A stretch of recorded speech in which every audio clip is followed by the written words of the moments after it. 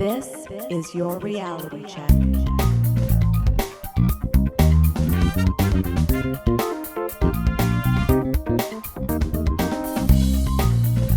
Hi everyone, and welcome to The Reality Check, the Canadian show that explores a wide range of controversies and curiosities using science and critical thinking. I'm your host, Darren McKee, and with me, as usual, are Adam Gardner. What's up, Cuboids? Christina Roach. Hey everyone. And producer Pat. Hi guys. We have a great show for you today. Pat is going to give us a wonderful game of Spot the Fake. But first, I'm going to talk to you about 666. But before that, I want to talk to you about something that I've been working on for a little while. In short, I'm working on a book about the possible risks of advanced artificial intelligence for a general audience. I think AI is the defining issue of our time, and it will create amazing things, but it also comes with severe risks. I think the issue is so urgent that I'm working really hard to get this book out as quickly as possible. Yeah. For some reason, you may have seen some things in the news. There was a letter that came out recently. Ideally, in the next 6 months even, we'll see how I can manage that. I'm mainly mentioning it now, so you can let me know if you really want to have something in this book, or perhaps something you really don't want in the book. You can just send an email at info@trcpodcast.com. Great email. And if you have any interest in helping out, you want to promote it, I will hit you up soon. Anyway, thanks, listeners. That's my side project for the moment. Great. We're very proud of you. Thank you. Wait to see the book, but Will there be an audiobook, Darren? I sure hope so, Pat. I sure hope so. Wouldn't that be disappointing? Hi, listeners. You know me. You know us as audio, but here's some print you don't want to read. Well, for some reason, I thought it would be a good time to talk about 666 on our 666th show. You know, I like to start with definitions, so let's get that right out of the way. What does good old Wikipedia say? Well, 666 is the natural number following 665 and preceding 667. Oh, thanks, sounds right to me. Wikipedia. Yeah, I'm glad I verified my understanding. Turns out it was a short segment after all. Good night, everyone.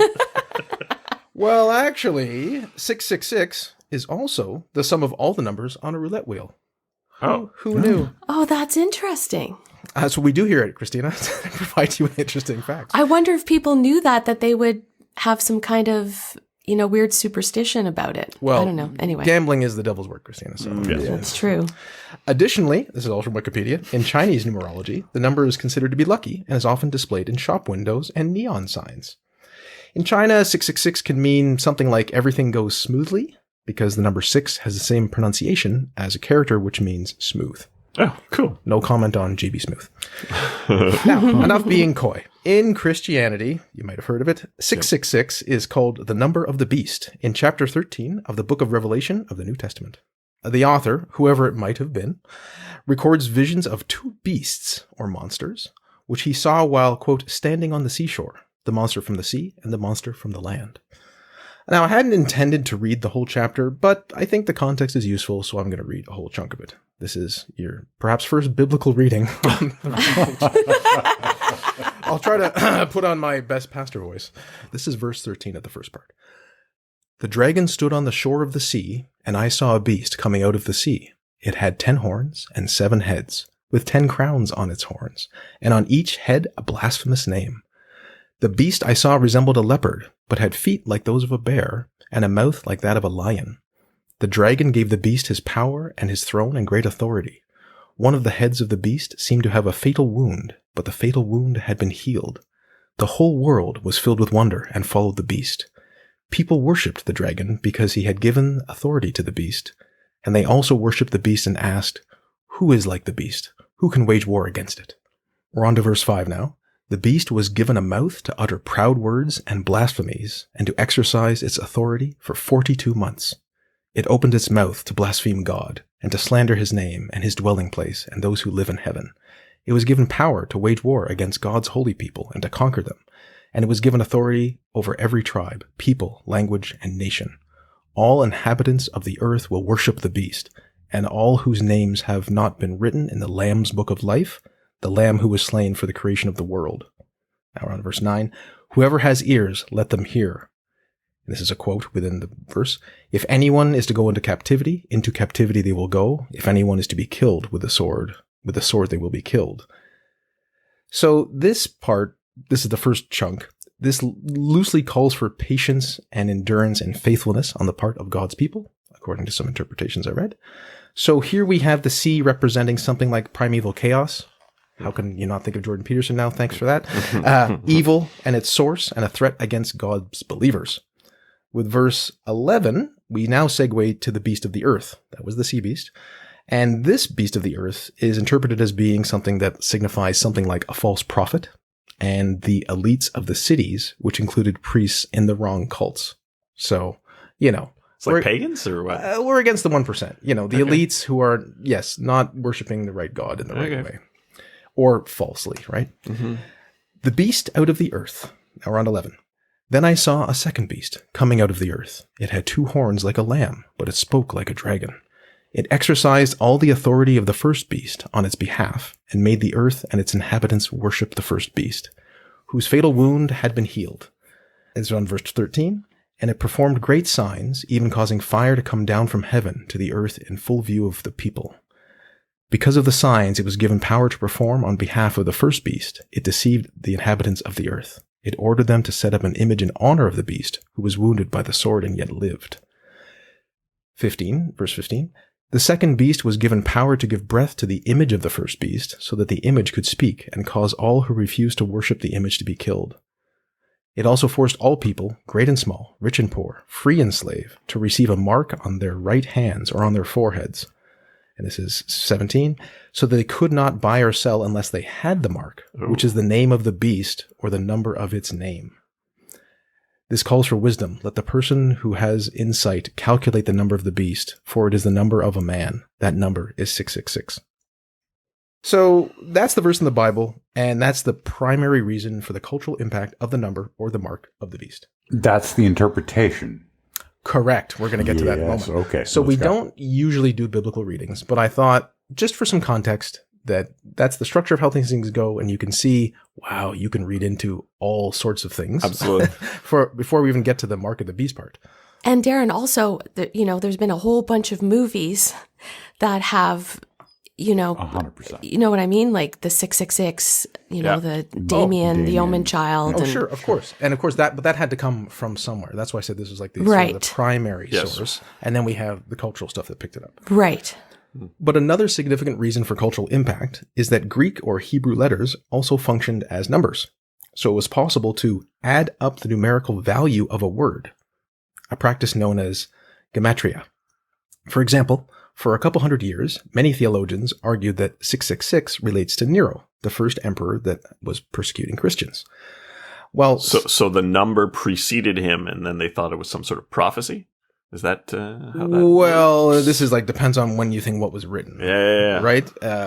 Some people say it was contemporary. They're slagging the guy that was currently ruling over them, or recently had, or something like that. So while some used Aramaic, the name Nero Caesar, as all Roman emperors were Caesar, right, in Hebrew can be interpreted to represent the numbers 50, 200, 6, 50, 100, 60, 200, which add up to 666. Of course, some think it should be interpreted differently because one of those letters looks like a slightly different letter, which would mean it's a different number, and actually doesn't add up to 666. So if you're looking to find out who is the beast or has its marking, then you can examine the numbers that are similar to the names of world leaders to see if they match. Or you can consider 666 as some sort of duration of time. Or you could sort of do any sort of mishmash of all these things, which is of course what people do. Yeah. And something more detailed or symbolic to make the math work out and find whatever result you want. Okay. So one can see how easily various types of motivated reasoning could be at play in such an endeavor. Additionally, like many dramatic but allegorical, ambiguous, or vague passages, there are a wide range of interpretations among different sects of Christianity and scholars. I don't have the historical or theological background to do these justice in detail, but I just want to briefly mention one that I found interesting. So first is that the classical Greek word that is translated as mark, like mark of the beast, in Revelation 3:16, can also mean any mark engraved, imprinted, or branded, shaped money, document, or coin. So this opens up even more possibilities.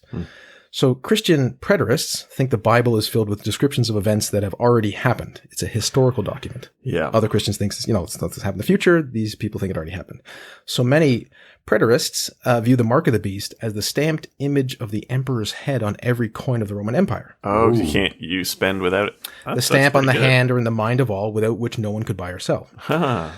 Witty. So citing New Testament scholar C.C. Hill, this is a quote, "It is far more probable that the mark symbolizes the all-embracing economic power of Rome, whose very coinage bore the emperor's image and conveyed his claims to divinity, by including a sun's rays in the ruler's portrayal." Good old sun.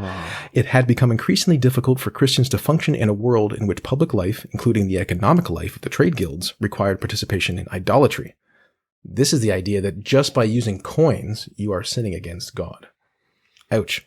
Damn. In 66 AD, when Nero was emperor, about the same time some scholars say Revelation was written, the Jews revolted against Rome and coined their own money, by the way. Oh. This is just like, there's so much historical context for all these events, which, one could go very deep on this, and I don't have the time or ability to do so at the moment. Anyway, as with many sections of the Bible, some words written a couple thousand years ago have rippled through history and time and are still with us today. The average person on the street thinks little of any engraving on their money and doesn't really even use physical money anymore.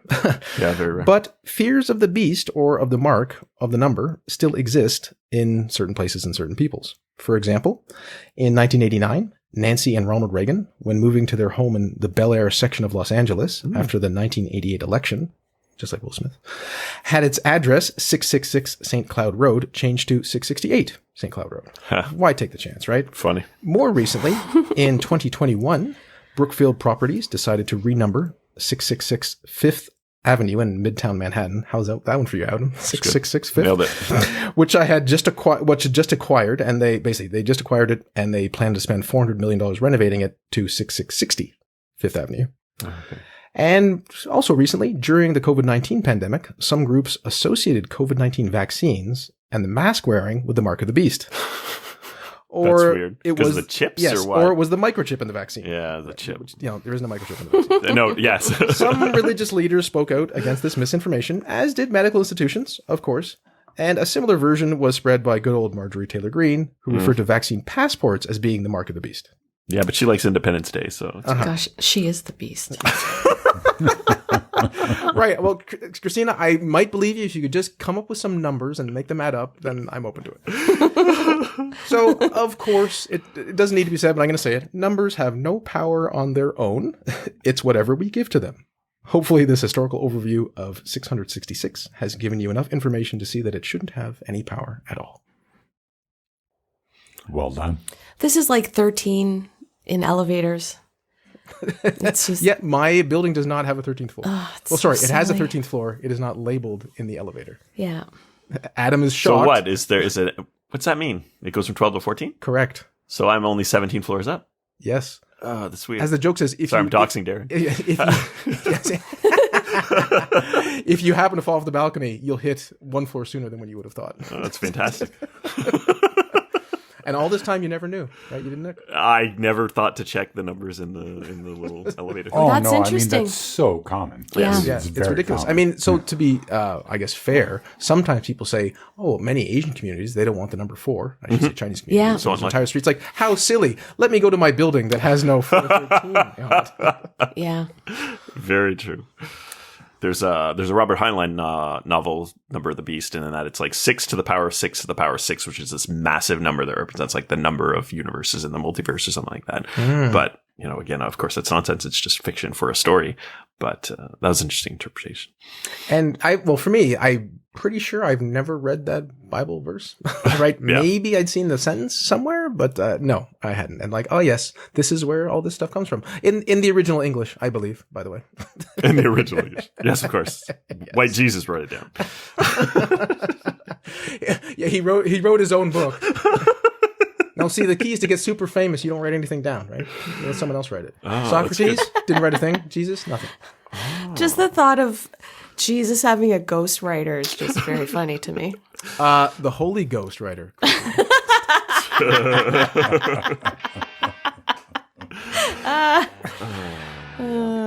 That deserves a padats. Yeah, exactly. Like funny and then not funny. The B sharps.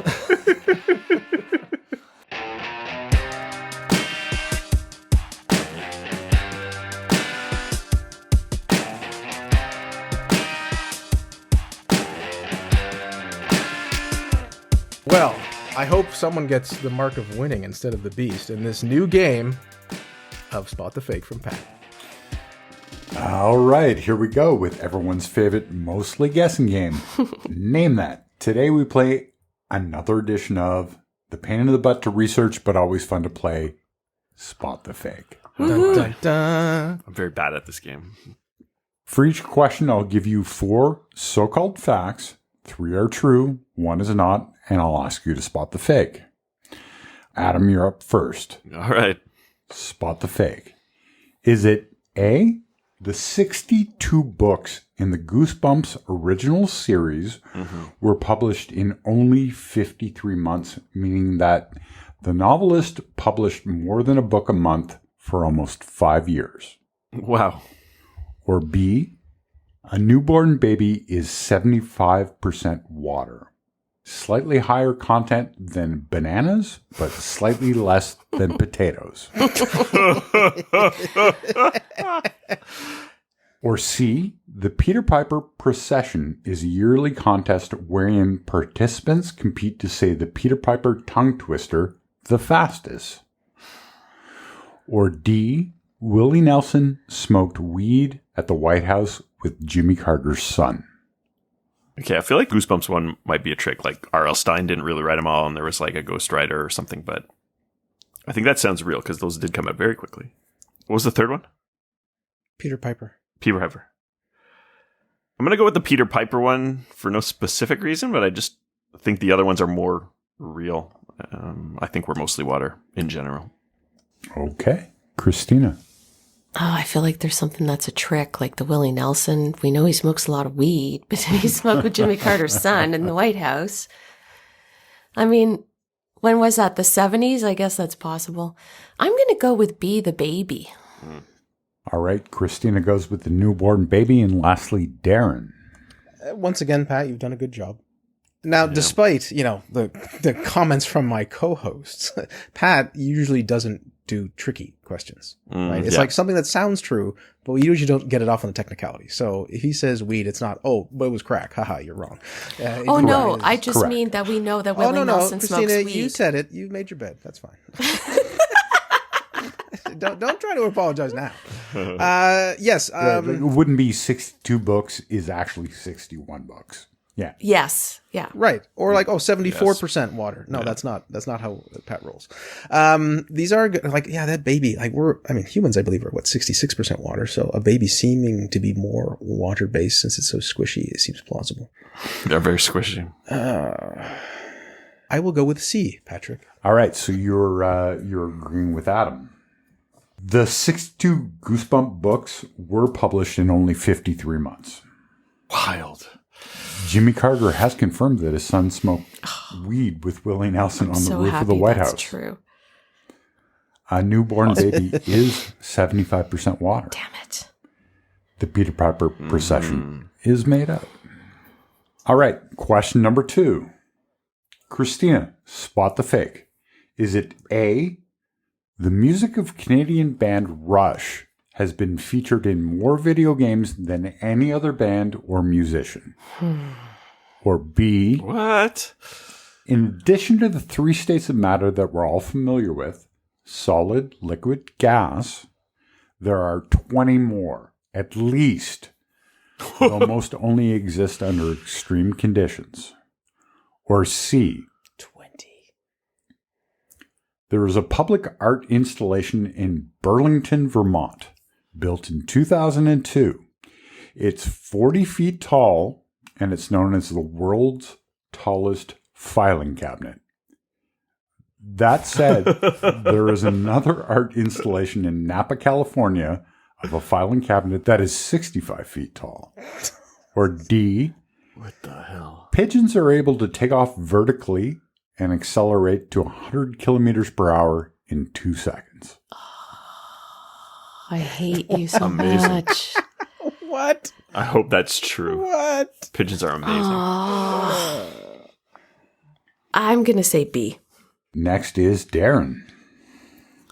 I see you've raised your sneakiness, Pat. I will choose D and then bicker with you when I'm wrong. Right? Darren says D and Leslie Adam. I think it might be A. I understand a lot of video games are developed in Canada, so maybe that's a reason. But I feel like most songs for video games are for like sports games, like just songs that be in NHL or something. That's going to be something weird, like Offspring or something like that. So I'm going to say A is fake. Okay. Pigeons are able to take off vertically and accelerate to 100 kilometers per hour. In your face. The filing cabinet art installations are true. There are at least 20 more states of matter. Oh, no. Yes. The Rush video game is made up. Punch you in the face. Do you have the number? Do you have the name of the band that is actually in most video games? Or is that not a stat you know? Okay. I wonder what it would be. The important thing that Christina got a music question right. I should have known. See, when you say tricky, that's a tricky Pat thing that he... Let's just picture the pigeons for a moment. Taking off vertically and then like upwards accelerating that much? That seems very suspicious. No. He probably takes off vertically and then flies forward. Exactly. Yeah. If they're flying down, I would agree. But that doesn't count. No, I don't think so. I mean, it does. It's how the Falcon's like the fast. You know, there's some bird that's like the fastest. Peregrine Falcon is 350 kilometers an hour. Wow. Pretty amazing. All right. Question number 3. Darren, spot the fake. Is it A, a copy of Detective Comics number 38 exists with an error where Batman refers to his sidekick as Bobbin throughout? I Should want use that that as one your to be true. True or not, this is great. Yeah. Or B, fast food chain Popeyes isn't named after the cartoon character, but rather Gene Hackman's character from The French Connection. Or C, Tom Cruise is the only actor to star in both an Oscar-winning movie for Best Picture and a Razzie winner for Worst Picture in the same year. Or D, there is a full-scale replica of the Greek Parthenon in Nashville, Tennessee. What? Full scale? Well, Did you you say need- full scale? I did. Yeah, you need some more to eat. Come your chicken. on, man. I've never heard that. Christina, come on, man. Let's see. My short-term memory challenge again. What was A again, Pat? Bobbin. Sorry, and B? Popeyes isn't named after the cartoon. Gene Hackman. I will say B. Darren says Popeyes. Next is Adam. I believe the Tom Cruise Oscar Razzie one is fake. I have heard that stat before, or that fact before. I think it was a woman, but I don't recall who it was. So I'm going to guess that's a fake. All right. Adam goes with the Razzie Oscar Tom Cruise. And lastly, Christina. I agree with Adam. I have some weird memory of hearing of another actor that had done the same thing, so I'm going to just go with that one. All right. Christina agrees. There's no logic. Christina agrees with Adam. There is a full-scale replica of the Greek Parthenon in Nashville. That's crazy. Amazing. Popeyes is named after Gene Hackman's character. Snap. Tom Cruise starred in Rain Man and Cocktail, winning both an Oscar and a Razzie in the same Oh, year. man. So Wait, it was which- the Oscar for Rain Man, and it was the Razzie for our Exactly. cocktail, I imagine. So, Cocktail wasn't that terrible. Adam, you clarifying that ruined my joke, which implied I wouldn't know that. So the bobbin is made up. Pat's the winner. Oh, man. Well played, Pat. Well done, Ricky Bubby. Question number 4. Adam, you're up. Oh, great. Which is the fake? A. The U.S. national anthem has 4 verses, but we only sing the first one. Or B. The first copy of the Oxford English Dictionary does not include the word dictionary. It was the first one. Or C. The official motto of Fall River, Massachusetts was, "We'll try," from 1843 to 2017. Or D. There are plumbers that use trained dogs to sniff out water leaks. They all sound real, to be honest with you. I think C, the weird motto, could be fake. Unless there's context I just don't understand about that. All right. Adam goes with C, the motto. Next is Christina. I'm feeling B. What was B again?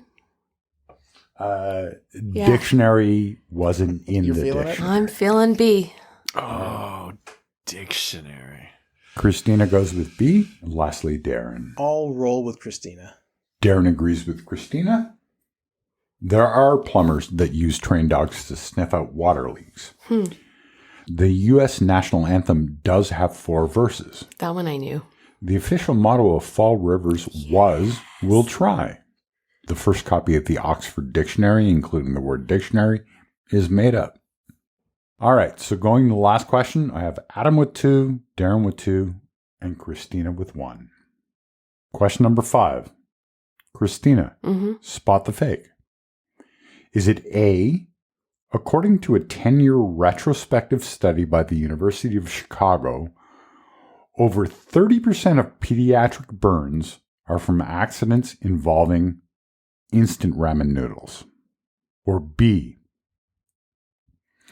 there are official guidelines for Muslims on how to observe daily rituals from space. They've been in place since 2017 when the first Malaysian astronaut went to the International Space Station. Or C, on average, Americans throw out over 400,000 smartphones per day. Or D, due to the inclusion of certain metal isotopes in its construction, the standard trombone is slightly radioactive. Oh my goodness. I'm feeling C. All right, Christina goes with smartphones. Next That's is, a lot of smartphones. Yep. Next is Darren. I will pick C as well. And then Adam, I guess you're going to have to game it. So Nope. Darren agrees with C, and lastly, Adam. I played the trumpet for years and I turned out fine, so that trombone one's got to be fake. No, that's questionable. Can I change my answer? Exactly. Wait. Adam had insider knowledge. This whole thing is rigged. 30% of burns were attributed to ramen noodles. Damn. There are official guidelines for Muslims to observe daily rituals in space. Wild. 400,000 phones get thrown out each day in the U.S. The trombone being radioactive is made up. Congratulations, Adam. I thought that one was so really nuts. I would have heard about that. I but mean, it it's seemed rare so- that Adam wins a game, so it's all yours, bud. Congratulations. Congratulations. No one is more surprised than me that I actually won a game. So, I'm not saying you're wrong, Pat, because I know people buy phones all the time. But, there's not even, anyway, there's like 280 million phones in the United States, apparently. Yeah. And they're throwing out 150 million a year. What about all those burner phones we don't know about? Yeah, I guess people just aren't using them that long. They're upgrading quickly. Work phone plus personal plus whatever. Yeah. So there's less phones than people in the States? Yes. Wow. Well, wait, no, sorry. Oh, because of children and stuff. Phone services is probably what they look at. I don't know if there's a quick answer on how many total phones are. Right. Huh. Anyway, interesting. Very. Congratulations, Adam. Oh, thank you. Thanks for joining us once again, listeners. I talked to you about the history of 666, the Mark of the Beast, which we can only assume Adam is now inhabited because he won somehow. Somehow. In our great game of Pat Spot the Fake. And until next time, think better, act better. Peace out, cuboids. Stay classy, not smartassy. We'll talk to you soon, everyone. Believe in yourself, and someday you might win a game that's mostly guessing as well. For show notes or to discuss this episode, visit our Facebook page and website at trcpodcast.com. For general inquiries or to send a topic or parody suggestion, email info@trcpodcast.com. Help support the show by leaving a review on iTunes and liking us on Facebook. Follow us on Twitter at TRC_podcast. Oh, takes. In chapter 13 of the Book of Revelation of the New Testament. Sorry. But is it? apparently, Darren stumbles over a typo in his own notes. Sorry, pat another sip. Apparently I haven't done a podcast reporting in 2.5 months. You should put some vodka in that glass. No, it burns like the beast.